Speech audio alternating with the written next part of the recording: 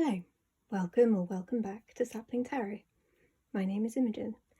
Today we're going to be doing a classic YouTube video, a what's in my bag video.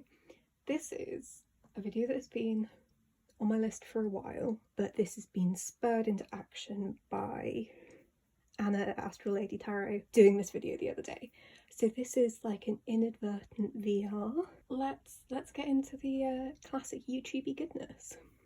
So I'm going to start with the things that are not technically in my bag right now because they were in pockets and stuff, but they do live in my bag.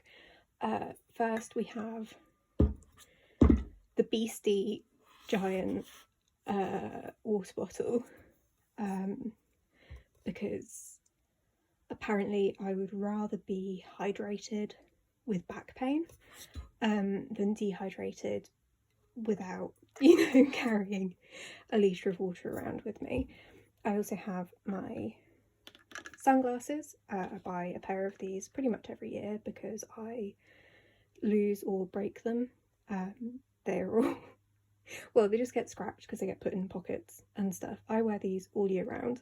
This is not, you'd think I live in Scotland, how much can you possibly need to wear sunglasses?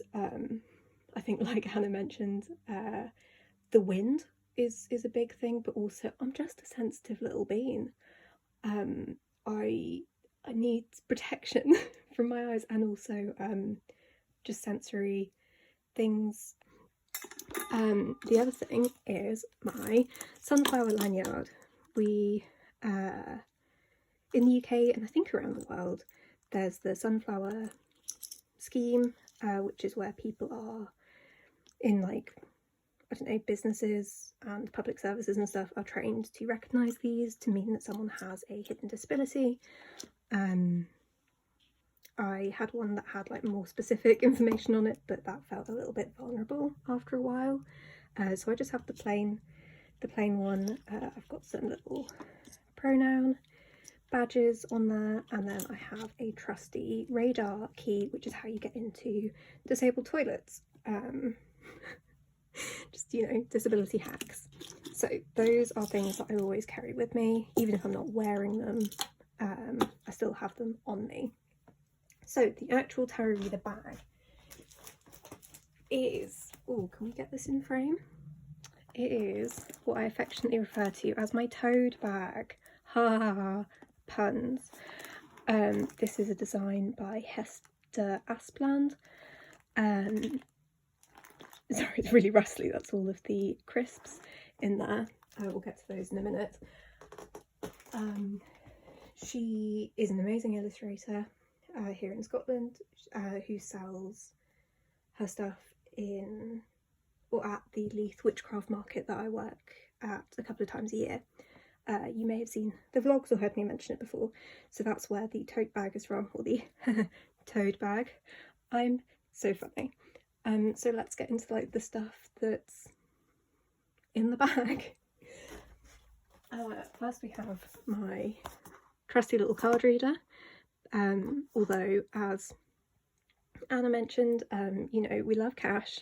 We don't want to become a cashless society. It's very important. But I'm also aware that loads of people don't carry cash. So I do have a card reader. I have my tiny skinny business cards. That's me, Sapling Tarot. That's my website. Have any other designs? Yeah, just some little, oh, it's the same tarot cards. There we go. We'll leave those out, a little bit of self-promo. I've got some LED candles, for atmosphere, I guess. And then we just have loads of packets of hula hoops, which is what's making the bag so rustly. And then I have my little easel that you can't really see in frame, so I prop this up on my table with my prices. All of my stuff has to be very lightweight and arguably waterproof, because I mostly work in Edinburgh, which is about 2 hours away from where I live. So, and I'm not a driver, so I have to take public transport, and you know, it's Scotland, it does all the weather, so everything is as stripped back really as I can make it. I used to carry like a cute little vintage suitcase, but yeah, I was worrying about like leaving it on the train or something, so that's it. I'm also a backpack person. Oh look, we've got more sunflower stuff. This is my other bag, so I suppose it's a what's in my bags video. Essentials.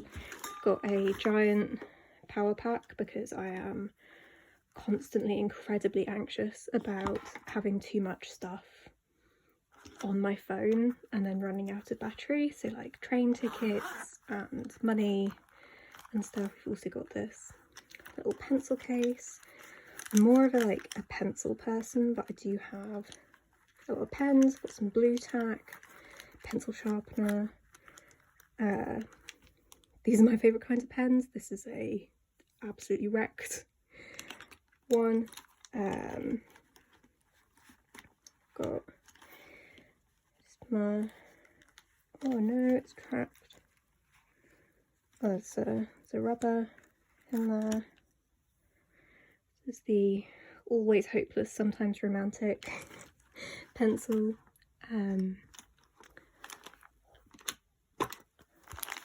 Also got the you know, someone who menstruates, the essential thing. We have spare respirators, we have antibacterial wipes, we have Imodium, we have Compeed blister plasters, we have nasal spray for carrageenan nasal spray for reducing COVID risk. We've got various other forms of Imodium and you know, people with tummy trouble remedies, and yeah, just more masks and respirators and tampons. And then we have my little notebook because I can't do like just phone notes. I have to make actual ones, and then also I have these great cards from, was it Ewan's Guide? And if you go into a disabled loo and you see that the red emergency cord doesn't hang to the floor, then you like untangle it and pop one of these on it. So yeah, it's just, this is like what's in my bag as a specifically like disabled tarot reader apparently. And then we've got more nasal spray, more hand sanitizer, my keys, oh, some chewing gum, nice, a little, oh gosh, what are these called, from Steven Universe, more hand wipes and more respirators. I also have my wallet because apparently I'm from the Middle Ages, with some cash, some change and some cards. Now, the thing that you're actually interested in, I would imagine, is what decks do I carry with me? You've done really well. You sat through 10 minutes of a very, very authentic what's in my bag video, and so now we can talk about the decks that I carry with me. So this is a little bit like the everyday carry tag. So I carry 4 decks with me all the time because, again, like I said, apparently I would rather be prepared and have back pain. So we'll start with my like working tarot deck. This is also my very ratty at this point spread cloth. You may recognise the designs. These are my like little illustrations that I use for talking people through like tarot suits and stuff. This has seen better days. This is the Tarot of the Divine by Yoshi Yoshitani. It's got, I don't know, it's like, it is a linen finish and it is kind of like plasticky, but it's not squeaky. I love this. deck because it has so many like myths and legends and folklore and fairy tales in it, which really help for explaining things to people, I think. I think as humans we understand stuff so much better if you can like frame it as a story. So yeah, I use this deck for almost all of my paid readings, unless people request otherwise. And I think it really works. It encompasses like a lot of different cultures and a lot of different people. I've said it before, because like without it feeling like a box ticking exercise. And also like if I'm getting a bit overwhelmed after a day of readings, I find being able to tap into the stories really useful for like getting me going and like getting me back into a flow. So yeah, I also think that it's quite a comforting deck, but it doesn't pull any punches, which I think is what you want really from a working deck.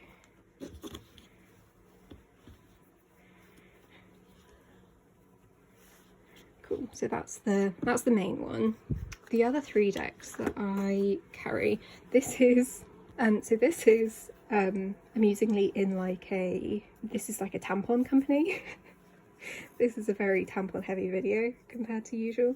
They do like CBD tampons and stuff. So yeah, it's a cute little bag that I keep it in, and this is the is it knotted? Why are you not opening properly? Please hold, caller. This is the Biddy tarot deck, the Everyday Tarot deck. It's like a really simple but still Smith-weight deck. I mean, this has seen better days. I keep this in my bag so that I can pull it out if people are like more familiar with tarot, and they want to see like more classic imagery. This was also like one of my first, if not the first, Smith-weight tarot deck that I actually had, and so yeah, it's a funny little mass market thing. The guidebook is, I'm going to go out on a limb and say, pretty useless. Well, no, that's unfair. It's not useless. It is very, very beginner, first principles kind of stuff. Like, I think I would like struggle to do an actual reading based on what it says in the guidebook, so I don't actually know why I hold on to it. But yeah, so that is one of the little mini decks that I carry with me. And then also, speaking of the lovely Anna, we have another deck that lives in my bag and is so much more beaten up than I wish it was. But yeah, this is the Magical Guidance cards. I think these are a really great deck. This is a really great deck. Grammar.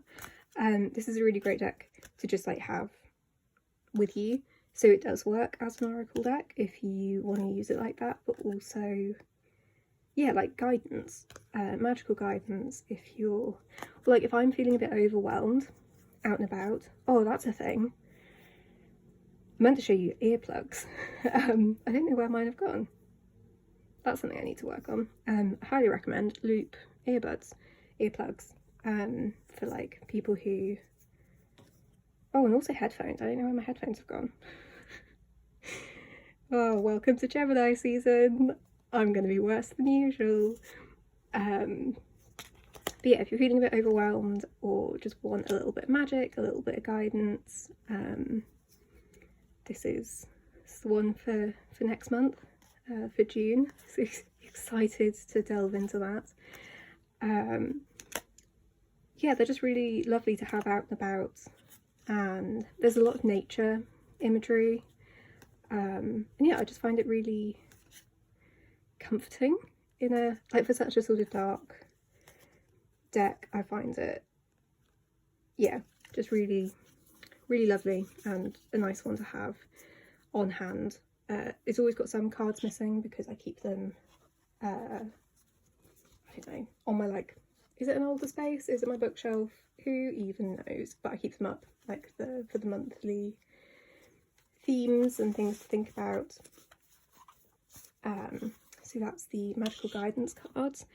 And then the final deck that I've been carrying with me lately, working camera, is EverydayCarryTarot Tales playing cards by Rachel, who you may remember from my tarot journal stickers.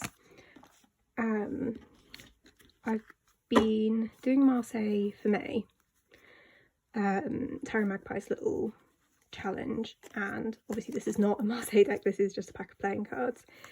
I don't, as I'm saying this, I was like, I don't have a small Marseille deck, I have the fucking Squid Cake Marseille deck. I've been learning how to read playing cards because my brain took a pivot on Marseille for May. I haven't done an awful lot of Marseille study, and we are 2/3 of the way through the month. I love these cards. They smell a bit funky.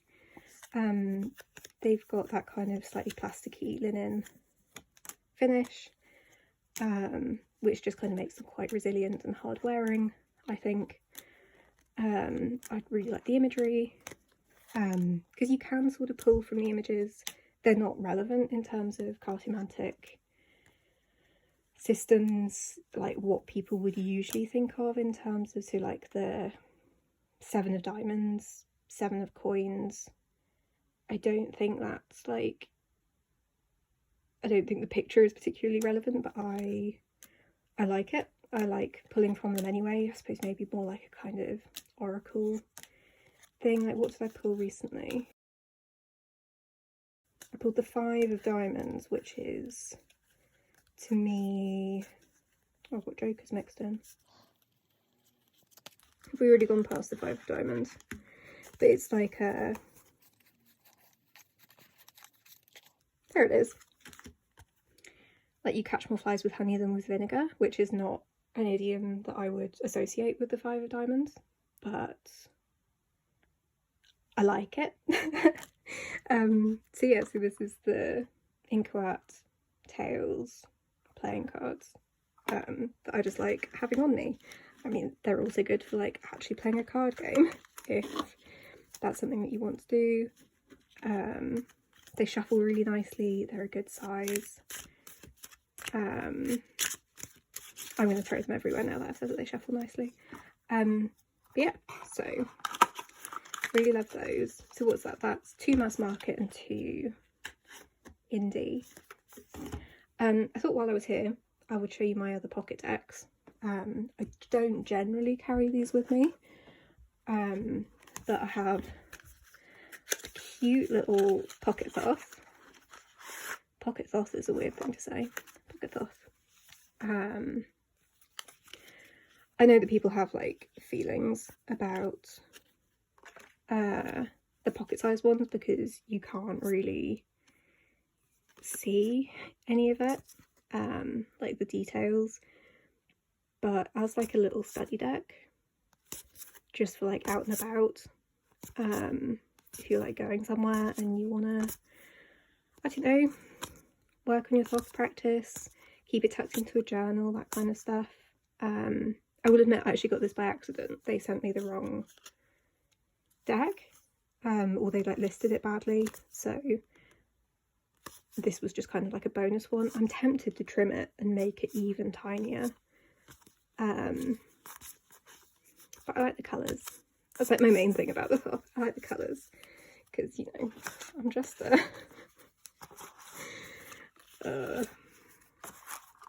I'm insufferable. All of that wonderful like esoteric knowledge that people have spent lifetimes studying, I'm like, oh, the pretty colours, but they're so nice. And then speaking of the pretty colours and speaking of trimming, this was the first deck I ever trimmed, and it's a pocket Osho. The Yoshi's End was my first ever tarot deck. It has some slightly iffy keywords on it. I trimmed it, and I don't think I did the worst job in the world. Like, it's a bit rough and ready.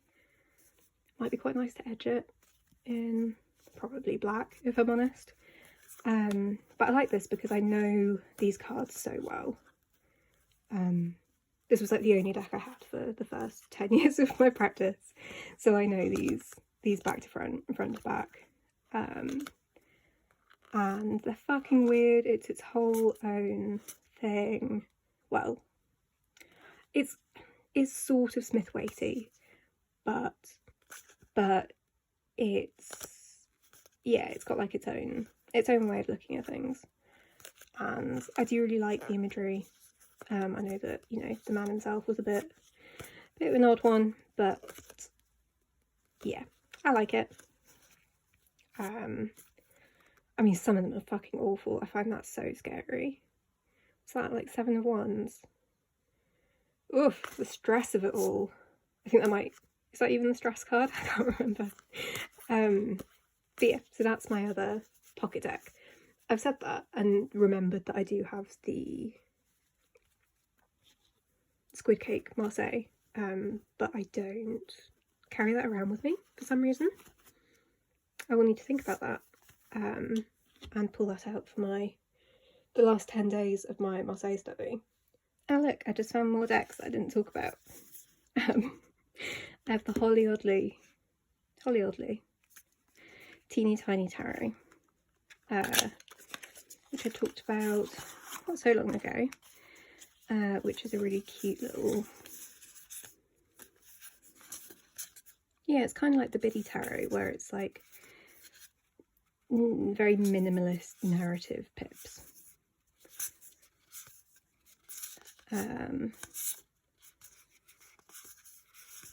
Yeah, I don't use this a ton, but it would also be a good option for a pocket deck. Pocket deck? What are we talking about? Everyday Carry.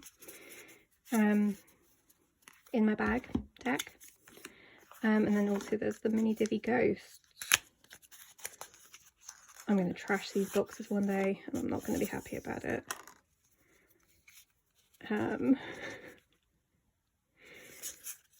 These are so good. I should definitely carry these with me more.